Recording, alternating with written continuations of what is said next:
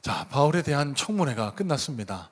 여러분, 바울의 청문회를 마쳤던 사람은요, 그 청문회를 개최한 총독 베스도도 그 청문회의 좌장격인 아그리빠 왕도 아니었습니다.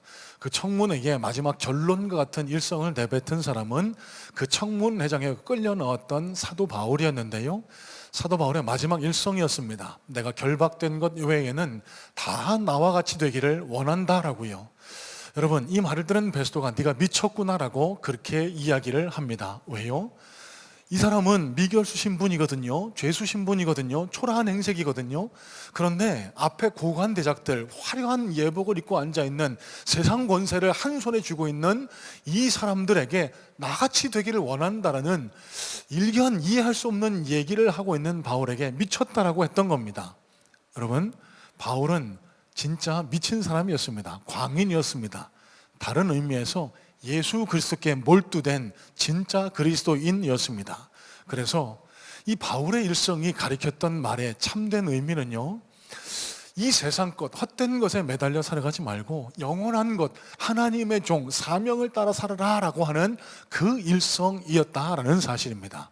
자, 이제 청문회를 마친 사도 바울이 제국의 심장 로마를 향해 떠나는 그 첫 출발 여정을 사도행전 27장이 그리고 있는데요. 자, 짧은 이 행선을 기록한 이 1절로 5절 말씀을 통해 하나님께서는 우리에게 어떤 메시지를 전달하기를 원하실까? 함께 말씀을 묵상하면서 하나님 나라의 교훈을 함께 깨달아 나가 수 있기를 소망합니다. 자, 먼저 1절로 2절 다시 한번 눈으로 살펴봅니다. 1절 2절입니다. 우리가 배를 타고 이달리아에 가기로 작정됨에 바울과 다른 죄수 몇 사람을 아구스도 대의 백부장 율리오라는 사람에게 맡기니 아시아 해변 각처로 가려 하는 아드라무떼노베에 우리가 올라 항해할세 마게도냐의 데살로니가 사람 아리스다고도 함께 하니라.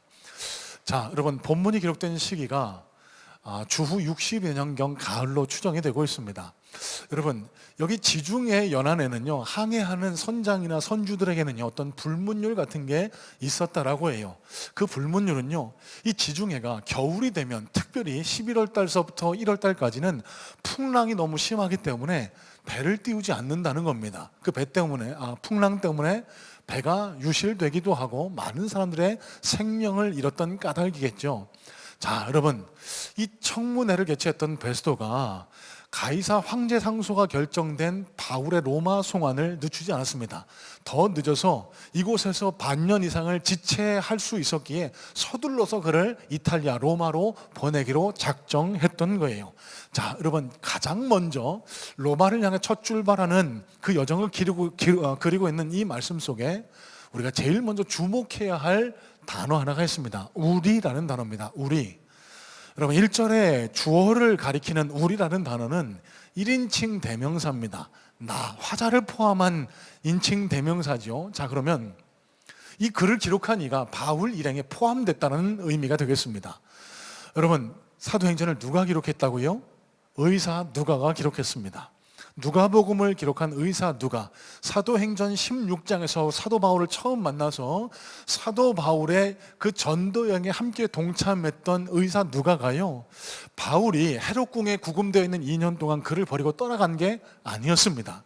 바울이 풀려나기만을 노심초사 기다리고 있다가 바울의 로마 행이 확정되자 그 대열에 합류해서 같이 로마로 가기로 작정했던 거예요. 그래서 오늘 본문부터 이어지는 모든 문장이 우리라는 단어로 이 행렬을 포함하고 있습니다. 자, 여기 바울 일행에 또 다른 한 사람의 이름이 등장합니다.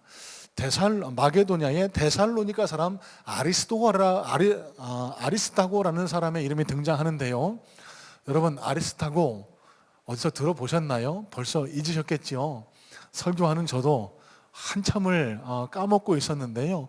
이 아리스타고가 바울의 3차 전도 여행 때 에베소에서 바울의 전도를 받고 그리스도인이 된 사람입니다.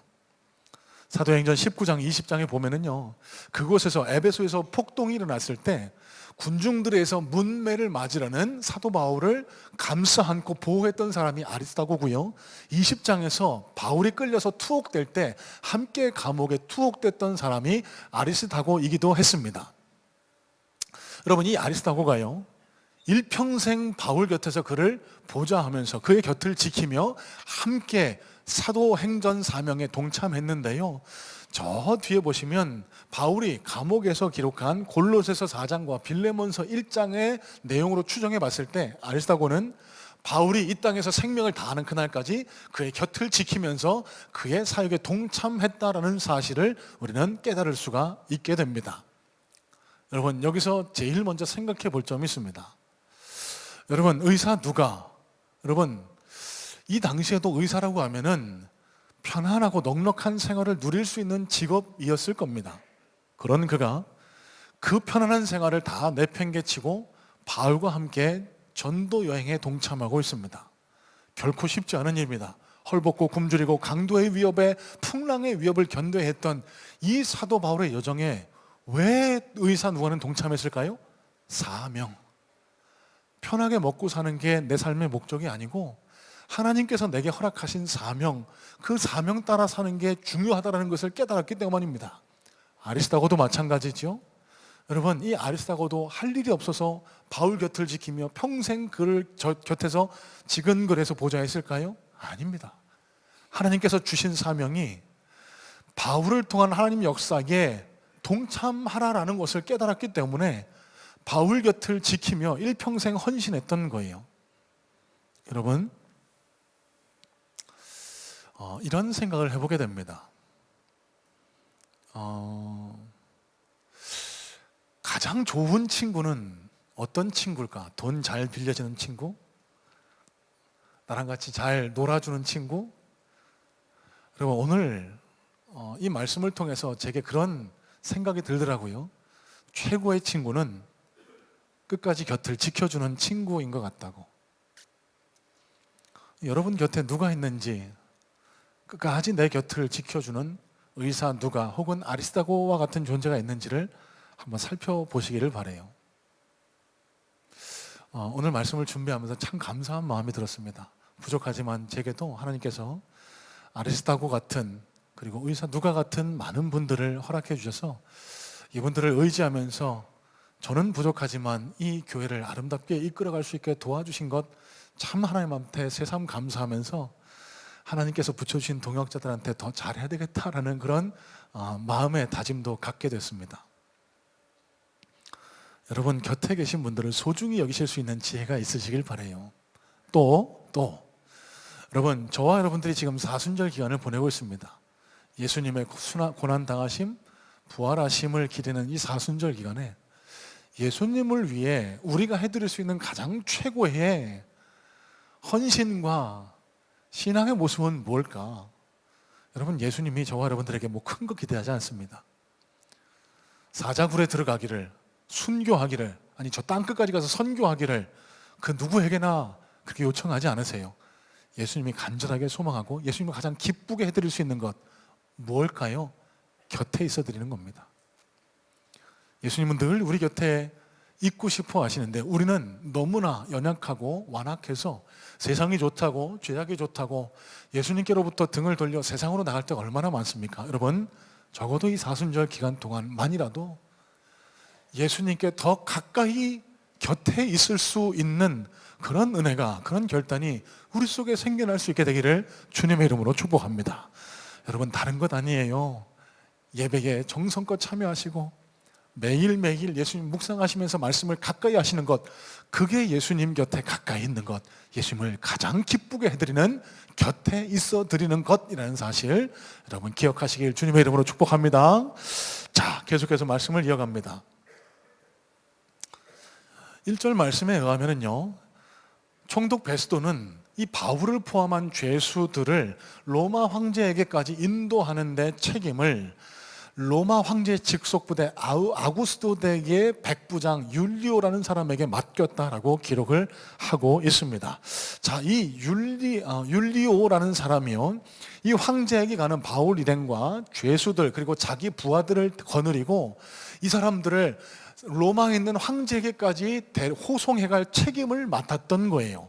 자, 이 사람들이 탔던 배가 아드라무떼노라는 배라고 기록을 하고 있습니다. 이 아드라무떼노라는 배는요, 지중해 인근을 항해하는 무역선이었는데요, 이 가이사랴로부터 로마까지 직행하는 범선이 없었기 때문에 여러 배를 갈아타고, 그래서 첫 번째 여정으로 아드라무떼노, 그러니까 가이사랴, 지금의 예루살렘 인근에서 저기 터키 남부 대륙까지 운행하는 아드라무떼노 배를 율리오라는 군인의 책임하에 이 배에 올라 이 행선을 출발하게 되었다라는 사실입니다. 여러분, 우리는 율리오라는 사람이 누군지 모릅니다. 그가 백부장, 로마 군대의 백부장이라는 사실 외에는 아무 정보도 성경은 우리에게 전해주지 않아요. 하지만 한 가지 중요하게 눈여겨볼 것이 있습니다. 여러분, 바울과 함께 승선했던 죄수들 율리오와 그의 부하들의 수를 합치면은요, 총 276명이라고 37절 말씀이 우리에게 증언하고 있습니다. 또 사도행전 27장이 중요하게 우리에게 알려주는 것은요, 여기 바울과 함께 아드라무떼노 로마로 가는 배에 승선했던 모든 이들이 바울 한 사람 때문에 하나님 구원의 은혜를 입게 되었다라는 사실입니다. 자, 여러분 한번 생각해 보세요. 이 로마 군대가 주둔하고 있는 가이사랴에는 약 한 6천여 명의 로마 군인이 상주하고 있었다라고 기록을 합니다. 그러면 백부장은 약 60여 명에 이를 것으로 추론해 볼 수가 있죠. 그러면 그 60명에 이르는 로마 백부장 가운데 왜 하필 율리오라는 사람을 바울을 호송하도록 선택하게 하셨을까? 왜 율리오라는 사람에게 바울의 호송 책임을 맡겨서 바울의 입술을 통해 전해지는 복음으로 인해 하나님 나라 백성이 되는 십자가 복음의, 십자가 구원의 은혜를 입게 하셨을까? 모릅니다. 여러분, 바울과 함께 로마로 향하는 죄수들은요, 바울과 달리 미결수가 아니었습니다. 죄수라고 단정지어 얘기합니다. 아마도 많은 성경학자들이 이 당시 원형 경기장에서 사자밥으로 던져질 그런 죄수들이 아니었을까라고 그렇게 추론을 합니다. 자, 그러면 이들의 이 땅에서의 삶이 어땠는지 우리는 알지 못합니다. 죄를 지었을 겁니다. 하지만 중요한 것은요, 그 인생의 마지막에 바울과 함께 아드라무떼노 배에 올랐고요, 그 바울의 입술을 통해 전해지는 그 복음을 통해서 예수 그리스도 십자가 사건을 알게 됐고요, 그래서 하늘나라 백성이 되는 놀라운 구원의 은혜를 입게 되었다는 사실입니다. 여러분, 그들이 죄수로 원형 경기장에서 사자밥이 되어 이 세상을 떠났을지 모르나 적어도 그들은 이 세상의 삶으로 끝난 것이 아니고 영원한 하나님 나라 하늘 백성이 되었다는 사실, 여러분 크게 중요하다는 거예요. 여러분, 그럼 수많은 죄수 중에 왜 하필 이 죄수들만 하나님께서 구원하셨을까? 60여 명에 이르는 이 로마 백부장 가운데 왜 하필 율리오라는 사람을 콕 집어서 구원하셨을까? 여러분, 우리는 모릅니다. 사도 바울도 이 문제를 가지고 머리가 터지게 씨름했던 것 같아요. 왜 하필 나 같은 걸 사도 삼아 주셨는지, 왜 교회를 핍박하고 하나님을 부정하던 나 같은 것을 이 놀라운 은혜를 베풀어 주셨는지. 여러분, 바울이 이렇게 고백합니다. 에베소서 1장 4절로 6절입니다. 곧 창세전에 그리스도 안에서 우리를 택하사 우리로 사랑 안에서 그 앞에 거룩하고 흠이 없게 하시려고 그 기쁘신 뜻대로 우리를 예정하사 예수 그리스도로 말미암아 자기 아들들이 되게 하셨으니. 무슨 뜻일까요? 내가 왜 구원의 은혜를 입었는지 설명할 길이 없다는 겁니다. 내가 이 땅에 오기 전부터 하나님께서 나를 택해 주셨고 예수 그리스도를 알게 하셨고 하나님의 아들로 살아가게 하신 그 하나님의 이해할 수 없는, 감당할 수 없는 은혜 때문에 내가 사도되었다, 내가 구원받았다, 이걸 이렇게밖에 설명할 수 없었던 거예요. 여러분, 오늘 본문의 율리오와 죄수들, 그리고 율리오의 부하들도 마찬가지였습니다. 여러분, 이 아드라무떼노호에 올랐던 이 276명의 죄수와 군인들이 그들 하나하나를 바라볼 때는 아무런 자격도 조건도 없지만 하나님의 선택하심의 은혜, 하나님 예정하심의 은혜를 입어 바울을 통해 구원의 은혜를 입었던 것처럼 오늘 이 예배, 이 자리가 하나님 구원의 은혜, 하나님 택하심의 역사를 다시 한번 확증하는 구원의 아드라무떼노 배가 될 수 있게 되기를 주님의 이름으로 축복합니다.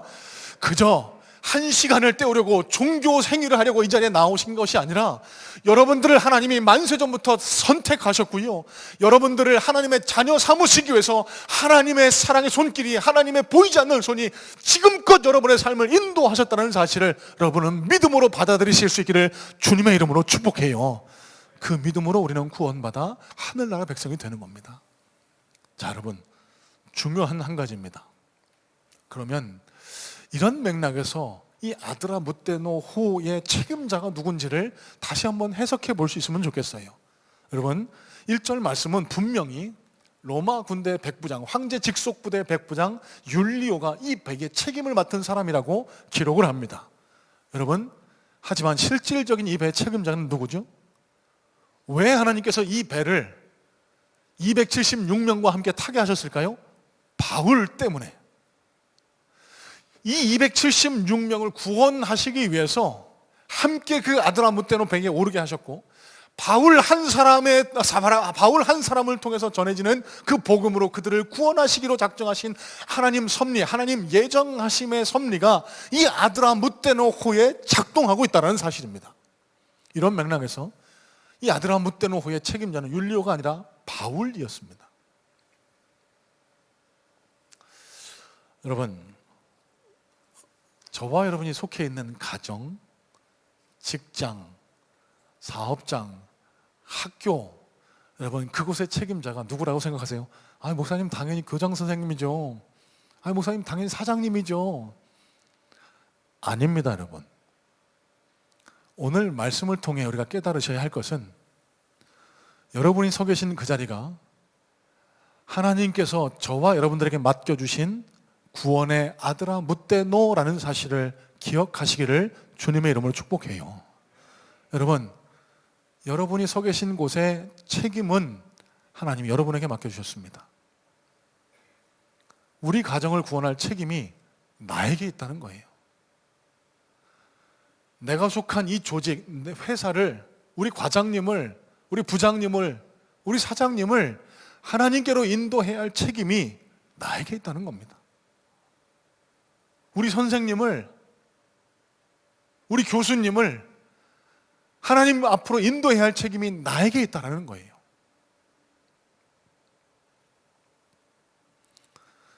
자, 그렇다면 내가 이 구원의 아드라무떼노호에서 예수님의 뜻대로 잘 살아가고 있나 그렇지 않나를 점검해 볼 수 있는 잣대가 있습니다. 저와 여러분이 서 있는 가정, 학교, 직장, 사업터가 나 때문에 사랑과 생명의 역사가 일어나고 있습니까? 아니면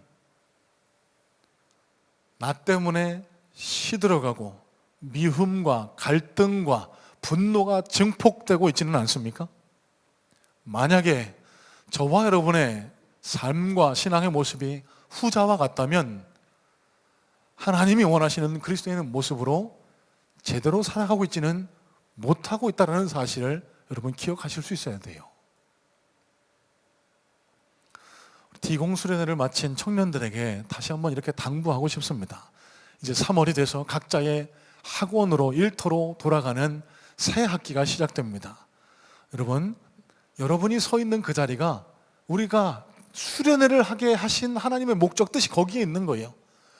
우리가 바울 돼서 하나님께서 내게 맡겨주신 그 아드라무떼노호에서 예수 그리스도의 향기를 풍기는 사람으로 살아, 나 때문에 예수 믿는 사람, 나 때문에 사람의 생명이 살려나고, 나 때문에 웃음이 일어나고, 나 때문에 행복이 일어나는 그런 바울과 같은 예수님의 제자 되기를 하나님이 원하시고 있다는 사실입니다. 사랑하는 성문의 성도 여러분, 이제 만물이 생동하고 기지개를 켜는 3월이 됐습니다. 여러분이 계신 자리에서 나 때문에 예수 그리스도의 사랑과 생명 구원의 역사가 일어나고, 나 때문에 웃음과 행복이 그치질 않는, 그래서 사도 바울이 그랬던 것처럼 그가 선 곳에 생명의 역사가 일어나는, 저와 여러분이 선 곳에서 사랑과 생명의 역사가 일어나는 참된 그리스도인, 진짜 그리스도인, 하나님 앞에 칭찬받는 그리스도인들 다 되실 수 있게 되기를 주님의 이름으로 축복합니다. 자, 두 번째입니다. 3절입니다. 이튿날 시돈에 되니 율리오가 바울을 친절히 대하여 친구들에게 가서 대접받기를 허락하더니. 자, 여러분, 여기 구절에도 좀 생각해 볼 말씀이 있습니다만 짧게만 전달해 드립니다. 바울이 생전에 시돈을 직접 방문한 적은 없었습니다. 하지만 바울을 통해 복음을 전해드린 제자들이 어느 연유에서든지 시돈에 정착하게 됐고, 바울이 시돈에 들른다라는 이야기를 들었던 이 시돈의 제자들이 바울을 극진히 영접하고 대접했던 거예요. 자, 이어지는 4절로 6절입니다. 또 거기서 우리가 떠나가다가 맞바람을 피하여 구브로 해안을 의지하고 항해하여 길리기와 밤빌레아 바다를 건너 루기아의 무라시에 이르러. 자, 여러분, 모르는 지명이 막 등장하니까 조금 머리가 복잡하고 이게 도대체 무슨 얘기야 생각하실 수 있을 것 같아서 지도 한 장을 보면서 말씀을 이어가도록 합니다. 자, 여러분 보시기에 왼편 아래쪽이 바울이 출발한 가이사랴입니다. 자, 이 가이사랴로부터 통상적으로 아드라무테노, 이제 무역선이거든요. 이 아드라무테노호가 취했던 항로는요, 여러분 저기 선으로 그어진 데가 아닙니다. 처음 도착한 곳이 시돈이고요, 그 다음 옆으로 가로로 이어진 곳에 도착한 곳이 무라라는 도시입니다. 잘 안 보이실 텐데, 여러분 통상적인 항로는요 저렇게 여러분 보시기에 기역자로 되지 않습니다. 아래쪽으로 구브로 섬, 사이프러스 섬을 끼고 바깥으로 돌아서 터키 남부 대륙의 무라시에 도착하는 것, 이것이 통상적인 아드라무테노호의 항로였다라고 해요. 자, 그런데 무슨 연유에서 맞바람이 강하게 불었습니다. 북풍이 심하게 불었습니다.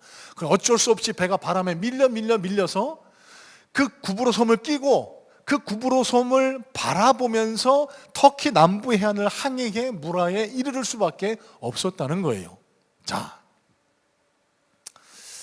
여기서 함께 생각해 보겠습니다. 여러분, 오늘 본문 말씀은요 어떤 항해사에 의해 기록된 그런 기록이 아닙니다. 하나님의 말씀이죠. 의사 누가의 손을 통해 기록된 하나님의 말씀입니다. 늘 강조해 드립니다만 하나님의 말씀에는 아무 의도, 아무 목적 없는 말씀, 1.1핵도 버림이 없다라고 말씀을 나눴습니다. 자, 그러면 왜 저 항로를 우리에게 기록했을까? 왜 저 항로, 이름도 낯선 저곳을 왜 우리에게 성경을 통해 남겨 기억하게 하셨을까? 여러분, 세 가지 지명을 마음속에, 머릿속에 기억하시면 좋겠어요.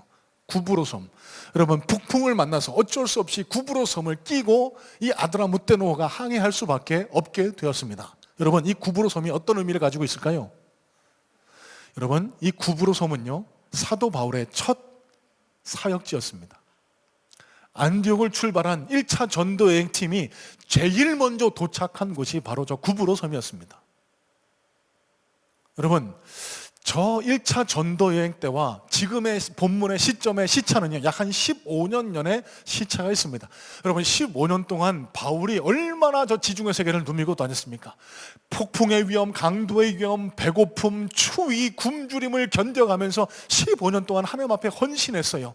자, 이제 마지막으로 노년의 바울이 자신의 마지막 사명을 완수하기 위해서 로마로 향해 가고 있습니다.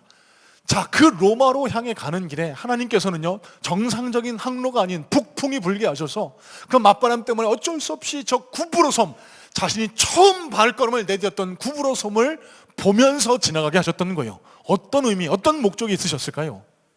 여러분, 로마가 어떤 곳입니까? 바울의 생명을 내던져야 할 곳이었습니다. 자신의 모든 것을 걸어야 할 곳이 바로 로마 아니었습니까? 여러분, 감회가 새롭기도 하겠지만 마음속에 막연한 두려움도 있었을 겁니다. 저곳에 가서 내가 어떻게 사역을 해야 될까? 저곳에서 내 삶이 어떻게, 내 사역이 어떻게 펼쳐질까? 두려워하고 막연해하고 있는 바울에게 하나님은 저 구브로 섬을 보여주신 겁니다. 바울아, 네가 나를 위해 처음 발걸음을 내디뎠던 곳, 이곳이 바로 구브로 아니니?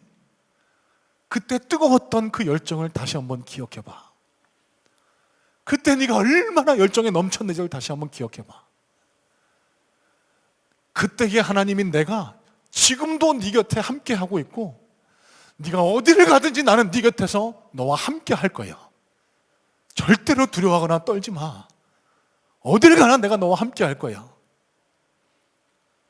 여러분, 바울의 초심, 첫 열정을 일깨우게 하시려는 하나님의 의도가 맞바람을 통해 저 구브로 섬을 통과하게 하신 하나님의 섭리였다는 사실입니다.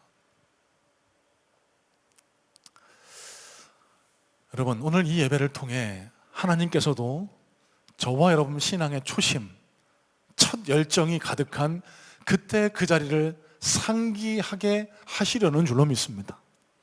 여러분, 처음 예수 믿을 때, 처음 예수님을 만났을 때 그 뜨거움, 지금 이 시간 마음속으로 머릿속으로 한번 그려보세요.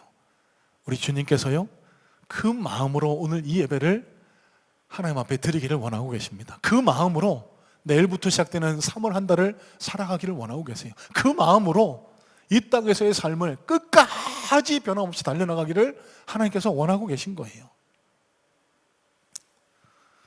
말씀을 준비하면서 제 안에 이런 기도가 생겼습니다. 하나님, 오늘도 제가 1부, 2부, 3부 이렇게 설교하고 예배를 인도하게 될 텐데, 제가 늘상 반복되는 예배, 늘상 반복되는 설교처럼 그렇게 입으로만 설교하지 않게 도와주세요. 처음 설교했던 그때 그 자리로 돌아가게 해주세요. 여러분, 제가 언제 처음 설교했을까요? 다른 전사님들보다는 조금 늦습니다. 제가 신학교를 좀 늦게 갔거든요. 정확하지는 않습니다만 약 한 37, 38경에 신학교에서 설교학 수업 들을 때 저보다 10살 이상 어린 전도사님들 한 10분을 앞에 두고 첫 설교를 했던 것 같아요. 약 한 15분에 이르는 설교를 2달 동안 준비했어요. 전날, 아니 한 일주일 전부터 얼마나 떨리든지 설교하는 자리에서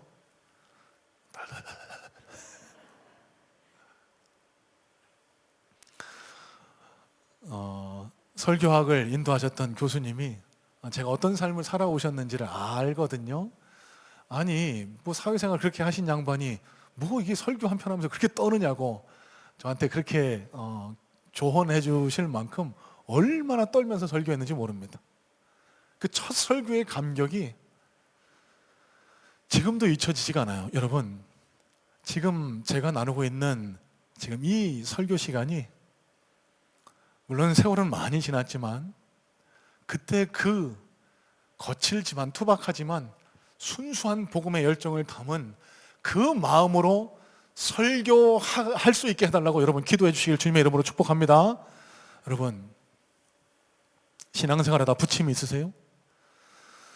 요새 예배를 드려도 은혜가 없고 마음이 뜨거워지지 않고 신앙에 여러 가지 문제가 있다고 생각하십니까? 여러분, 우리가 돌아가야 할 곳은 은혜의 초심을 떠올리게 할 구부로 섬입니다. 여러분, 하나님께서 오늘 그 은혜의 구부로 섬으로 돌아가기를 원하고 계세요. 그래서 그 은혜의 구부로 섬으로 돌아가 그때 나와 함께 하셨던 그 예수님, 그때 나와 내 손을 잡아주셨던 그 예수님의 손을 붙들기를 원하고 계십니다. 모쪼록 이 예배를 통해 신앙의 초심을 우리 마음과 심령 속에 떠올리는 우리 성문의 성도님들 되셔서 한날 한날 그 뜨거웠던 예수님을 향한 사랑과 열정을 가지고 한날 한날을 살아가셔서 주님과 함께 승리의 발걸음을 옮겨나가는 복된 그리스도인들 다 되시기를 주님의 이름으로 축복합니다. 자, 두 번째, 길리기아 밤빌리아 바다. 여러분, 사도 바울이 15년 동안 3차례에 걸쳐 전도 여행을 다니면서 이 길리기아 밤빌리아 바다를 수도 없이 왔다 갔다 했습니다. 하지만 이 길리기아 바다, 밤빌리아 바다를 정확하게 명칭으로 기록한 것은 오늘 본문이 유일합니다. 자, 그러면 길리기아 바다와 밤빌리아 바다에도 하나님이 떠올리기를 원하시는 분명한 목적과 의도가 있으시다라는 거예요. 자, 먼저 길리기아는 어떤 장소일까요? 바울이 태어난 고향 다소가 위치한 곳이 길리기아입니다. 바울이 맞바람을 타고 그 아드라무테노가 그 터키 해안선을 따라갈 때 길리기아, 자기 고향을 지나가는 것을 보게 됐을 거예요. 여러분, 바울이 무슨 생각했을까요? 지금 로마를 향해 가는 길입니다. 내가 어떻게 로마를 향해 갈 수 있었을까? 여러분, 바울은 그 다소에서 로마 시민권을 가진 부모님에게서 태어나 헬라파 유대인, 그러니까 당시 전 세계, 지중해 세계 공용어였던 헬라어를 잘하는 헬라파 유대인으로 나고 자랐거든요. 그러지 않았다면 바울은요, 이렇게 로마에 갈 수도, 로마 시민권자가 아니면 이 가이사에게 상송할 수도 없었을 겁니다.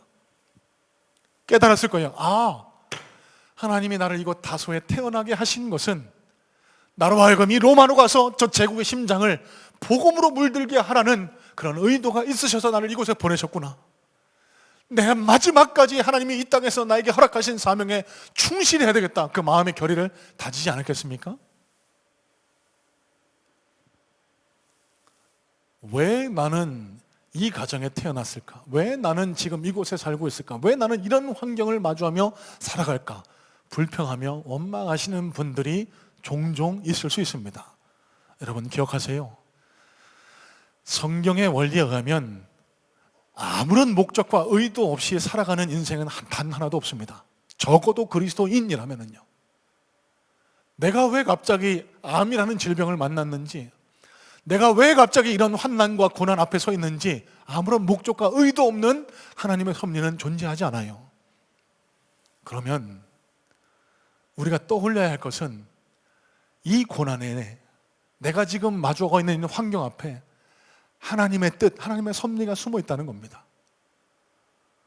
바울이 자신을 헬라파 유대인으로 로마 시민권자로 태어나 자라게 한 그 길리기아 다소를 바라보면서 저 로마 마지막 사명을 향한 열정을 불태웠듯이 하나님께서 내가 왜 이곳에 태어나게 하시고 이곳에서 이런 일을 겪게 하셨나, 여러분 사람의 눈이 아닌 하나님의 눈으로 다시 한번 해석하고 바라보시고요, 오늘 한 날을 어떻게 살아가는 것이 하나님 앞에 사명을 완수하며 살아가는지 우리 삶의 목적과 의미를 다시 새롭게 하는 그런 복된 성문의 성도님들 되실 수 있게 되기를 주님의 이름으로 축복해요.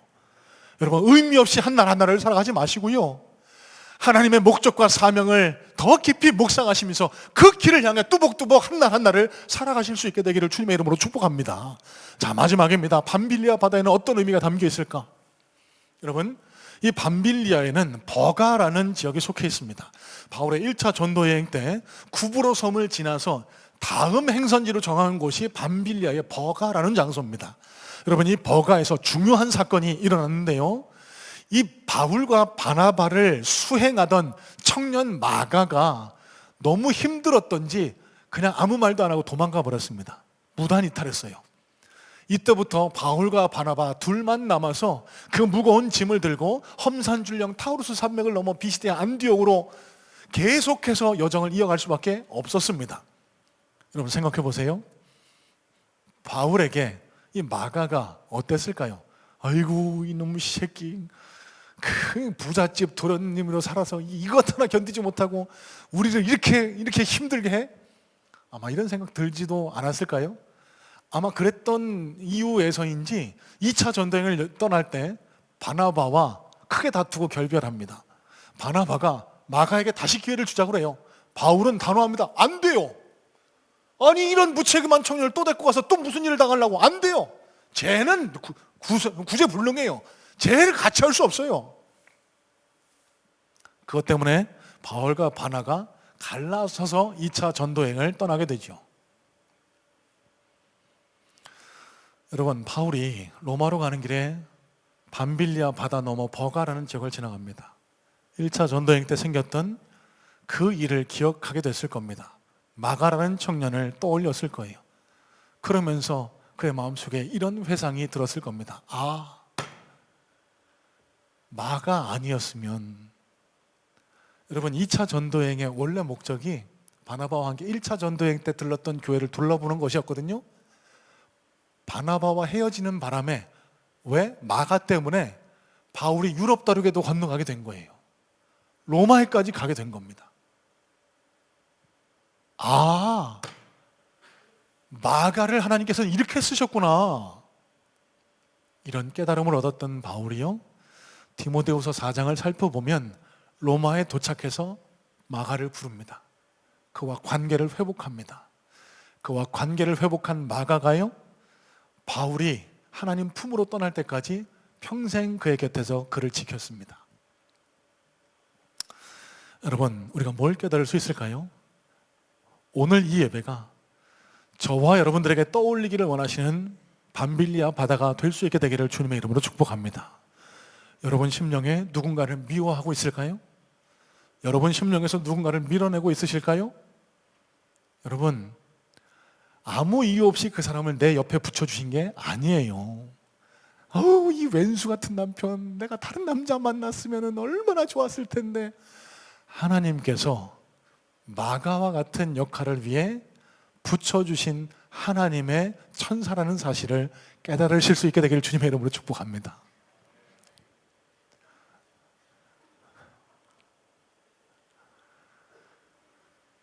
여러분, 하나님이 오늘 우리에게 마지막으로 요청하시는 것은요, 이 예배를 통해 밤빌리아 바다를 바라보라는 겁니다. 누군가를 미워하고 밀쳐내고 있거들랑 예수님이 나를 향해 먼저 품어주시고 먼저 용서하셨던 것처럼 품으라는 겁니다. 마음을 열어주라는 겁니다. 그와의 어그러지고 비틀어진 관계를 회복하라는 하나님의 메시지가 오늘 본문 속에 담겨 있다는 사실입니다. 여러분, 오늘 하루가 지나시기 전에 내 마음속에 누군가 책망하고 미워하고 밀쳐내고 있는 그 한 사람 마가가 있거들랑 그와의 관계, 엉클어지고 비틀어진 그와의 관계가 회복되는 밤빌리아 바다를 경험할 수 있게 되기를 주님의 이름으로 축복합니다. 여러분, 그 밤빌리아 바다를 경험함을 통해 우리에게 관계 회복의 기쁨이, 관계 회복을 통한 하늘나라의 기쁨이 우리에게 경험될 수 있게 되기를 주님의 이름으로 축복해요. 자, 여러분, 오늘 말씀을 정리합니다. 새 지명을 기억하셨으면 좋겠어요. 여러분, 구부로섬이라는 이 지명을 통해 우리 뭘 떠올려야 할까요? 하나님께서 오늘 은혜의 구부로섬, 은혜의 초심으로 돌아가기를 원하고 계시는구나. 여러분, 3월을 시작하는 첫 주일입니다. 이제부터 힘차게 1년을 살아가시게 될 텐데 새 학기에 이 은혜의 초심으로 돌아가셔서 매일매일 주님과 함께 동행하며 승리의 삶을 살아나가시기를 주님의 이름으로 축복합니다. 여러분, 길리기아 바다를 떠올리시면서 나를 이곳에 보내신 목적과 의도가 있다는 사실, 내게 맡겨주신 이 아드라 묻데노베를 하나님 구원의 방주로 올려드리기 위해서 한 날 한 날 예수 그리스도의 말씀을 품고 예수의 향기를 품고 살아가야 된다는 그런 결단이 우리 속에 생겨날 수 있게 되기를 바라고요. 밤빌리아 바다를 기억하시면서 오늘 내게도 회복해야 할 비틀어지고 어그러진 관계가 있거들랑 먼저 예수 그리스도의 손을 내밀어 화해하고 회복하고 그 사람을 품을 수 있는 그런 회복의 밤빌리아 바다가 여러분 삶과 심령에 활짝 펼쳐질 수 있게 되기를 주님의 이름으로 축복합니다.